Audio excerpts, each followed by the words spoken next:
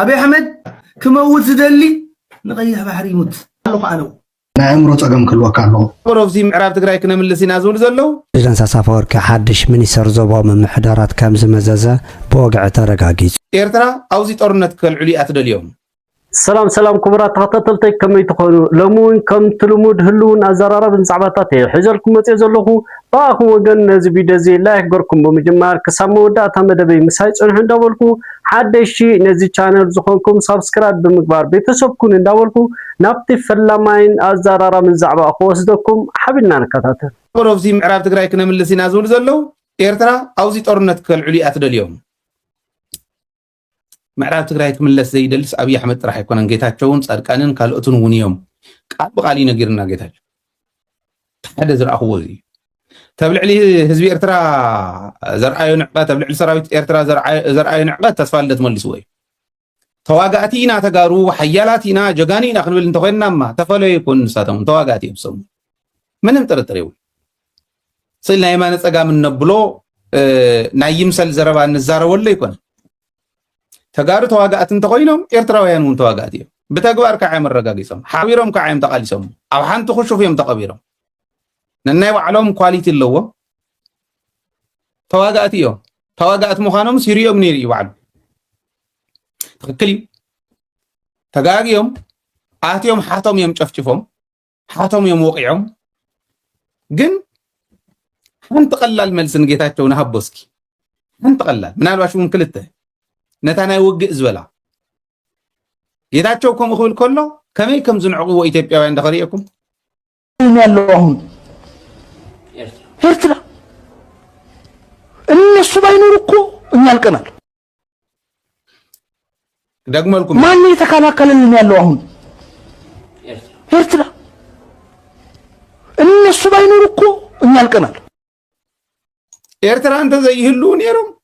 ሃሊቅና ነርና ተወዲእና ነርና ምን ይዝከላኸለልና ዘሎ ሲም ተሾመ ፍትኹና ተዋኒ 130 ሚሊዮን ህዝብ ዝሓዘ እትሕፍን ዘያአክል ዝብልዎ ክንድ ግንባር ወጠጠ ተኸውን ዓዲ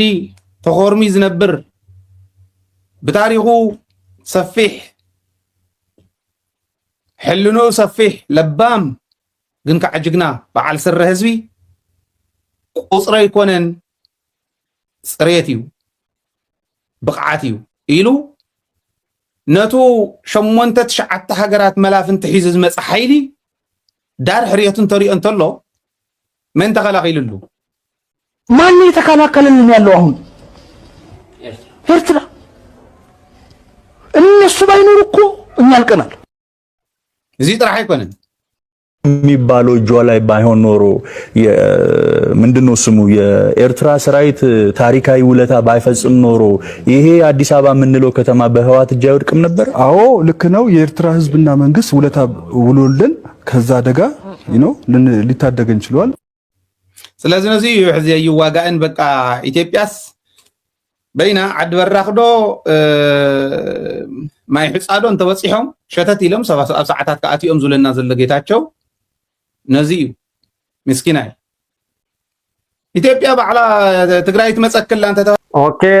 هاي لحونا انت ازبل زلو لك خمتي خنسوم عز صنحنا حساب ناي بلصقنا امرارح زمسكرو حقي مخنياتو ኤርትራውያን እንተ ዘይነብሩ ኣብ ዝኹናት ዝስ ህወሓት ኣጥፊኣትና ነራኦም ኢሎም ይዝብል ዘሎ ብዙኾነ ኣብ ናይ ሃይለ ዝተፈለየ ሓሳብ ምዝህሎኩም ኣቦታኩም ምንት ግደፉ እንዳወልኩ ዝኾነ ናብቲ ሙሉእ ቪድዮ እስከወስደኩም ንቐጽል ሓደ ሰነድ ኣሎ ባይ ወይ ዘውፃናዮ ጸኒሑ ክቐርበልኩም እዩ ጸኒሕኩም ክትሪእዎ ይኹም ሙሉእ ሰነድ ይናውፂናዮ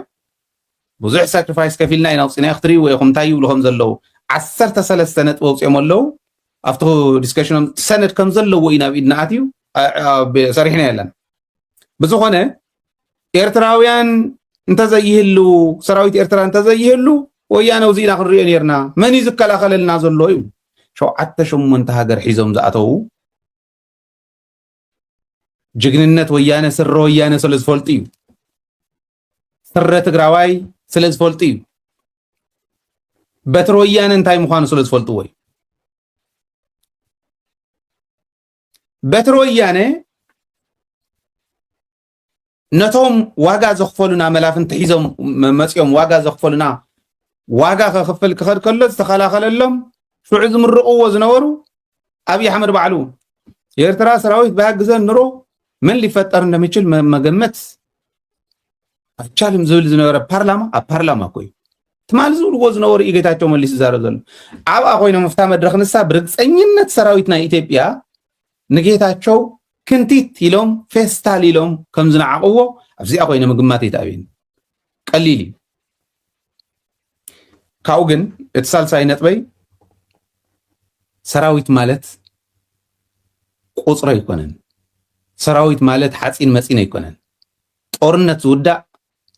ኣብ ርእሲ መጀመርያ ኣብ ርእሲ ይኽብል ከለኹ እቲ ኮዝ እቲ ምኽንያት ናይቲ ጦርነት ናብቲ ኩናት ዝእትወካ ዘሎ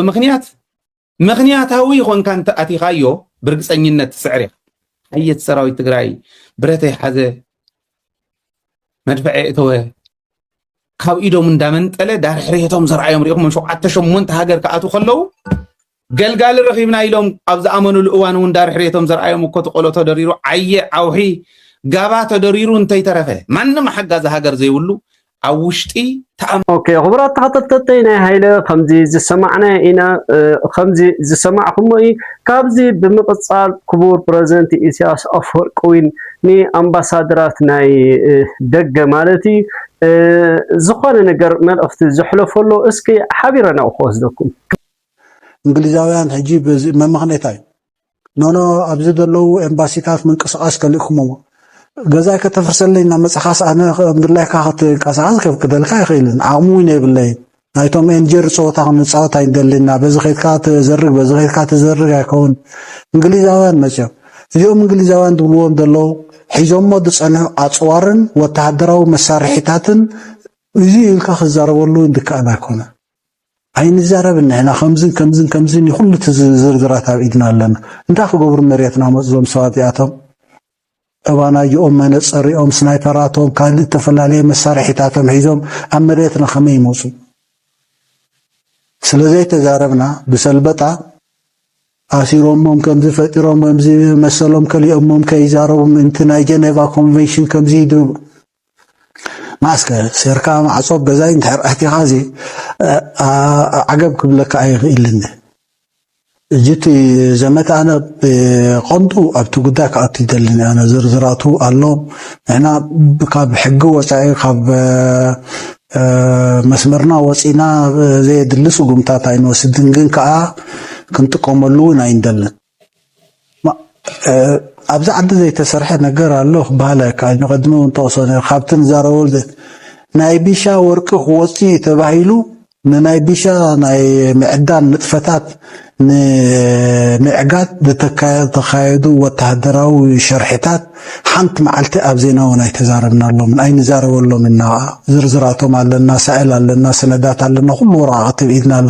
ሰብ ዘይተዛረብሉ ስለዘይተዛረብሉ ይኹን ከምዚ ተዛሪበ ኣነ ኣብ ዘድልየኒ እዋን ክዛረበሉ ክኢለ እዚ ሸርሒታት እዚ ግን ኣይዛረበሉን እየ ንዘለኣለም ተዓቢጡ ክተርፍ ማለት ኣይኮነ ኣብዚ ሕጂ ዘሎ ኩነታት ግን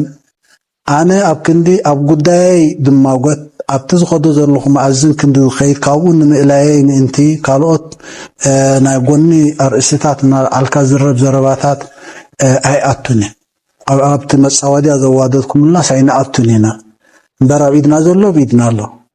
ካብ ናይ ክቡር ፕሬዝደንት ኢሳያስ ከይወፃና ኣብዚ ቀረባ መዓልታት ኣምባሳደራት ሸይሙሎ ይዝበሃል ዘሎ እስኪ ናብቶም ሓደሽቲ ኣምባሳደራት እስኪ ክወስደኩም ብኻልእ ዜና ድማ ፕሬዝደንት አፈወርቂ ሓድሽ ሚኒስተር ዞባ ምምሕዳራት ከም ዝመዘዘ ብወግዒ ተረጋጊጹ ብመሰረት መንግስታዊ ማዕከን ዜና ዝሃቦ ሓበሬታ ኣምባሳደር ዓብደላ ሙሳ ዝለዓለ ሚኒስተር ብምዃን ነቲ ስልጣን ተረኪቡ ከም ዘሎ ተገሊጹ ካብ እዋን ምምስራት መሰጋገሪ መንግስቲ ኤርትራ ትሒዙ ሚኒስተር ዞባ ምምሕዳራት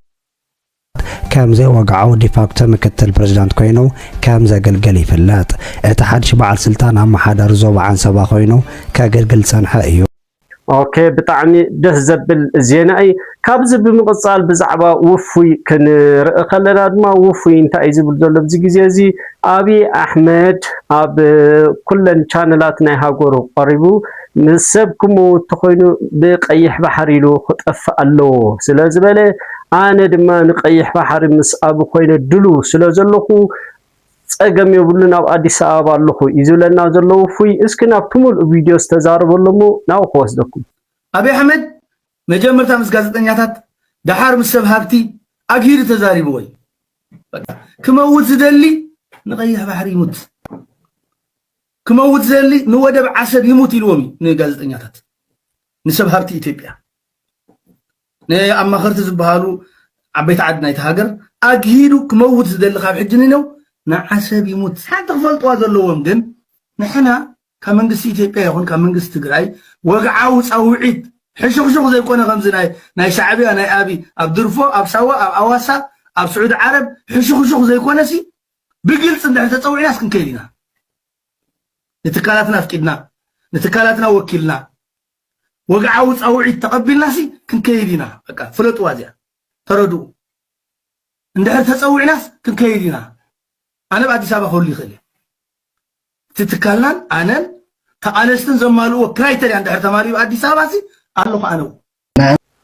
ኦኬ ውፍይ ከምዚ ዝሰማዕኩሞ ክብል ፀኒሑ ኣነ መቸስ ትጋገለኻ ክብሎ ዝኽእል ምክንያቱ ካብ ምስ ንፅቡቅካ ዘይደሊ ኮይንካ ንደቅኻ ኹን ንቤተሰብካ ብሓፈሻ ንስድራኻ ንኩሎም ብሓፈሻ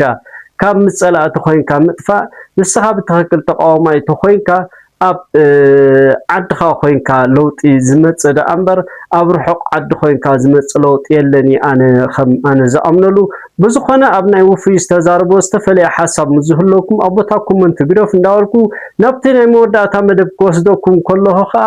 የሕዋትና ተጋሩ እንታይ ኣም ዝብሉ ዘለዉ ምስ ኣብይ ኣሕመድ ኮይንካ ዝስራሕ ማለትስ ትርጉም ዘለዎ ኮይኑ ኣይስማዓናን ዝብሉ ዘለዉ እስኪ ናብኦም ክወስደኩም ሓቢርና ንከታተል እምሮ ፀገም ክህልወካ ኣሎ ኣብ ሰዓት እዚ ንብልፅግና ደጊፍካ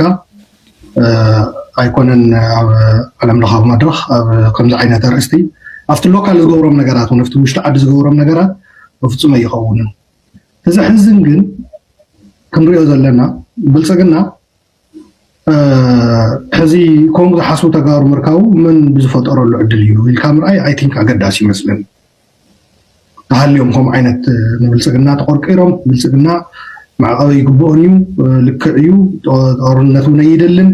ሰላም እዩ ዝደሊ ብልፅግና ኣብ ካልኦት ከባቢታት ኢትዮጵያ እውን ሰላም እዩ ዘስፍን ዘሎ ከምዛ ሓንቲ ናይ ብልፅግና ወፂኣ ጥይት ተኩሶ ይፈልጥን ዝበለቶ ማለት እዩ ዕዲት ዓይነት ሰበይቲ ኣይ ቲንክ ሚኒስተር ያ ገለ ይመስለኒ ኣብቲ ናይ ብልፅግና ግን ተጋሩ ኮይኖም ከምኡ ክብሉ ከለዉ ኣነ ይጉህየ ንምንታይ ኣብ ዝወዲቕና ኢለ ግን ዝሓትት ቅድሚ ነቶም ተጋሩ ናይ ኣብይ ተጋሩ ናይ ግዛዕ ተጋሩ ገለመለ ኢለ ምፍራጀ ዋይ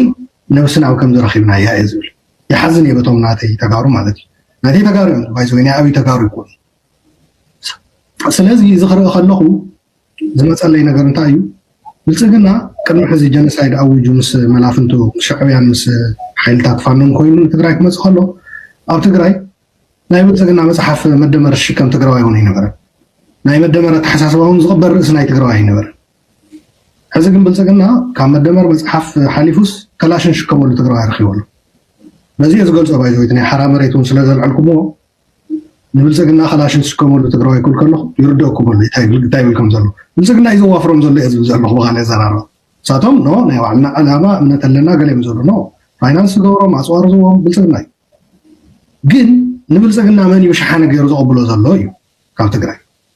ባዕልና ኣብ ባዕልና ናይ ሕወሓት ዓንቃፃት ኢሉ ዝገለፆም ባዕሉ ናይ ኣሜሪካ ማዕቐቡን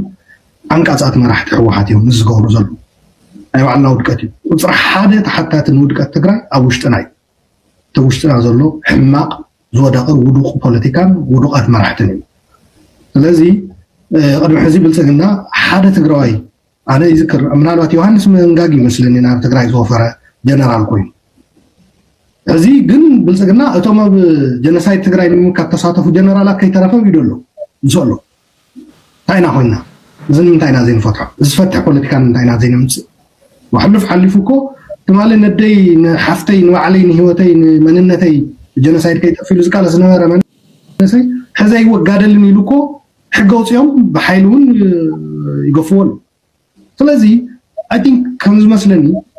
ብብልጽግና ወገን ኮይኑ ነዚ ጉዳይ እዚ ዝርኢ ዋላ በቲ ኣነ ዝገለጽኩ ናይ እምሮ ሕሙም ዋላ ኢለ ዝገለጽኩ ሰብ ኦኬ ከምዚ ዝሰማዕናዮም ክብሉ ዝጸኒሖም ብዙኾነ ኣብ ናይ እዚኦም ዝተፈለየ ሓሳብ ምዝህለኩም ኣቦታኩም እንትግደፉ እንዳወልኩ ክቡራት ተኸታተልቲ ናይ ልማዓንቲ ቪድዮ ዝረኣኹም ምስሊ ነይሩ ተማሂርኩም ተዘናጊዕኹም ክትኮኑ ተስፋ እንዳገበርኩ ብሓድሽ ቪድዮ ክሳብ ንራኸብ ሰሰናይ ንዓኹም ላይት ኢንተርቴይንመንት